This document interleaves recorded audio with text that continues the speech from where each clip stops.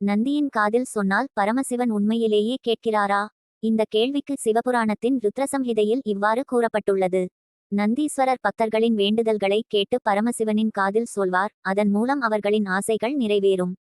ஒருமுறை தேவர்கள், முனிவர்கள், பக்தர்கள் சிவபெருமானின் தரிசனத்திற்காக வந்தனர்.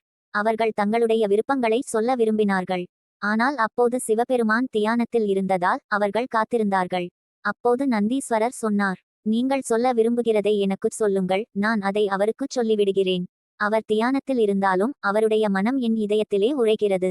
அப்படி நந்தீஸ்வரர் ஒவ்வொருவரின் வேண்டுதலையும் பக்தியுடன் கேட்டார். தியானத்தில் இருந்த சிவபெருமானின் காதிற்கு தன் தியான சக்தியால் அவற்றை எடுத்துச் சென்றார்.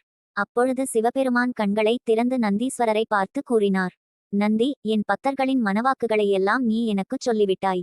இனிமேல் யாராவது உன்னை பார்த்து உன் காதில் சொன்னால் அது எனக்கு நேராக வந்து சேரும். அன்றிலிருந்து நந்தியின் காதில் சொன்னால் சிவன் கேட்பார் என்ற மரபு உருவானது. அதனால் தான் ஒவ்வொரு சிவாலயத்திலும் சிவலிங்கத்தின் முன் நந்தி இருப்பார். நந்தி என்பது வெறும் சிலை அல்ல, அது பக்தி மற்றும் தர்மத்தின் சின்னம்.